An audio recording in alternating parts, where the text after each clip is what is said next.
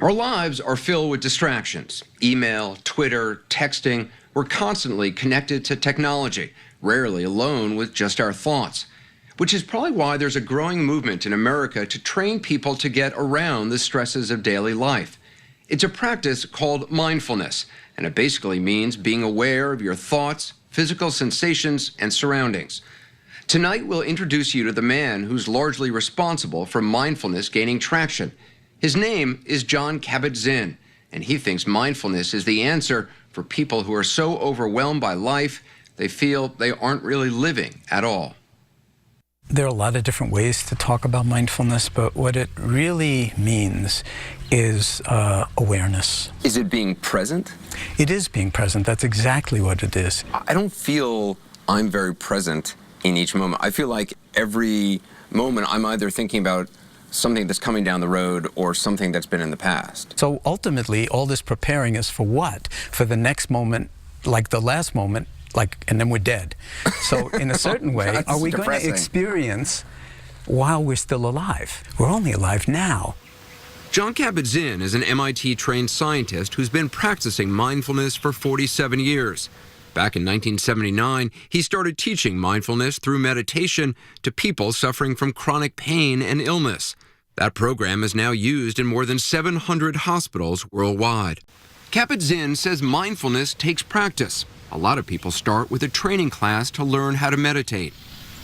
He agreed to teach us at a weekend retreat on a remote mountaintop in Northern California. When we arrived, we were told there'd be no television to watch, no internet, not even an alarm clock. So I'm checking in. The retreat was full of professionals, neuroscientists, business leaders, Silicon Valley executives. Before we began, we all had to surrender our last ties to the outside world. Put your devices in the basket, you know. I'm contributing my MacBook Air and my iPhone, happily. I wasn't exactly happy to give up my phone. I usually check emails several times an hour. But being mindful at a retreat is one thing. We wondered if back in Washington, Congressman Ryan ever worries about how all this looks. Well, you know, I can see myself in high school going, whoa, stay away from those guys. So how do you use it here on Capitol Hill? I'm on the budget committee, for example. There's a lot of conflict, and people say things that get you ramped up. I find myself, as my body clenches up when somebody says something that I know is wrong, or I want to catch them in a lie, or whatever, that just calm down. When it's your turn, you make your point. And at the University of Massachusetts, Judson Brewer, a psychiatrist and neuroscientist, uses mindfulness to treat addiction. This is just the next generation of exercise. We've got the physical, exercise components down, and now it's about working out how can we actually train our minds. Dr. Brewer is trying to understand how mindfulness can alter the functioning of the brain. He uses a cap lined with 128 electrodes. We're going to start filling each of these 128 wells with conduction gel. The electrodes are able to pick up signals from the posterior cingulate, part of a brain network linked to memory and emotion. This is all just picking up electrical signal from the top of your head. Since attending the mindfulness retreat, I'd been meditating daily and was curious to see if it had an impact on my brain. We're going to have you start with thinking of something that was very anxiety-provoking for you. Okay. When I thought about something stressful, the cells in my brain's posterior cingulate immediately started firing, shown by the red lines that went off the chart on the computer screen. Just drop into meditation. Okay. When I let go of those stressful thoughts and refocused on my breath, within seconds, the brain cells that had been firing quieted down, shown by the blue lines on the computer. That's really fascinating to see like that.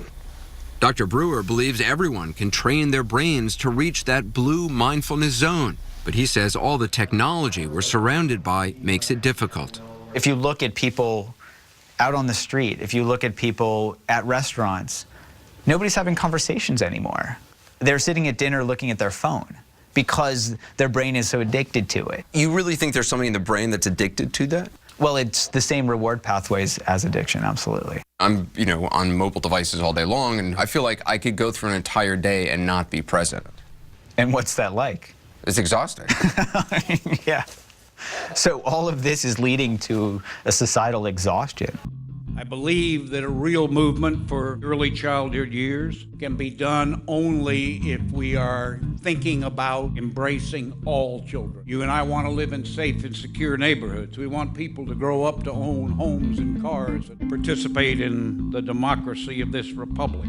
And if we want those things, then we ought to know the quite extraordinary evidence of the power of early investment, the power to grow children who dream and have a real chance to achieve those dreams. I've come away convinced that mindfulness speaks to the people we want to be and the community we want to be and, frankly, the country we want or should want to be. What we are finding now is that treatments like trauma resolution and mindfulness are the healing that the brain needs to let people move forward. To a T, this is what they tell me. The medication stopped the voices, but I was still in a fog. It was the mindfulness that lifted that fog for the first time and enabled me to move forward.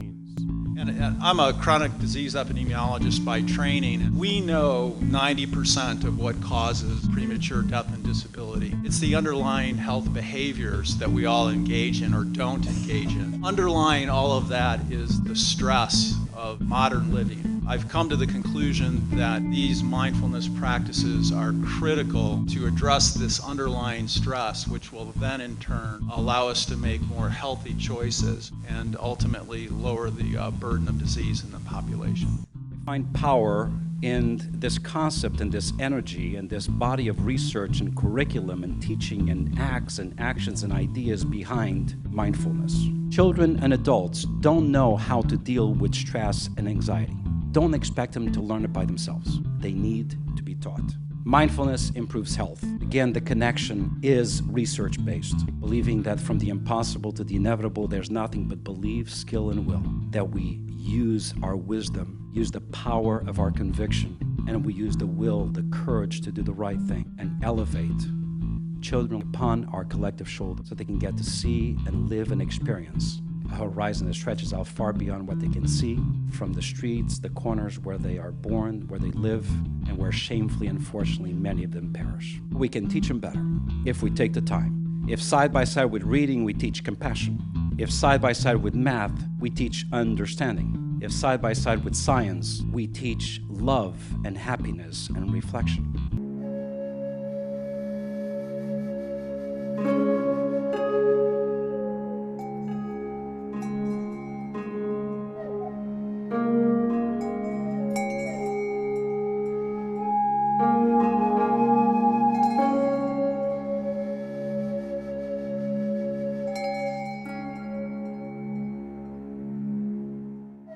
Before, when I came into this, I didn't think I would do much, but now I'm actually rethinking it because it really has released all this tension I had before. There's not a lot of times when I'm completely relaxed, and during this I was, which was really nice, especially because finals are coming up. And I think that it'll be really helpful to me because a lot of times I get really nervous and it makes me feel sick during exams and I can't perform how I want to. So I'm gonna try using these exercises to help me. I guess it was just kind of facing my nervousness, I guess, because I feel a lot better now. Back in this country, we turn to a classroom program designed to help young people cope with PTSD, a condition caused not by the shock of war, but by the stresses they encounter in life outside their schools. Jeffrey Brown has the story. We start with our mountain pose, okay? And as you breathe out, lean to the right and feel that stretch along your left side. At Cesar Chavez Academy in East Palo Alto, California, these 7th graders are part of an experiment to see if focused breathing can lead to focused learning. And as you breathe out, come back to the middle. Stanford University researchers John Redker and Michael Fu are using yoga and what's known as mindfulness practices to help students concentrate on classwork. These practices are really designed to help us feel a little bit more awake, aware, and also relaxed.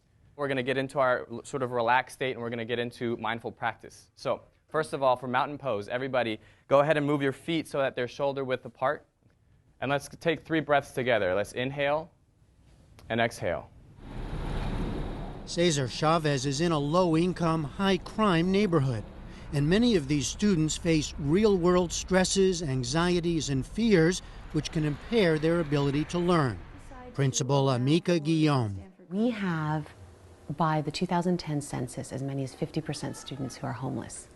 There's some very concrete things like a telephone, a mattress, a refrigerator with food in it, an address that you are in charge of.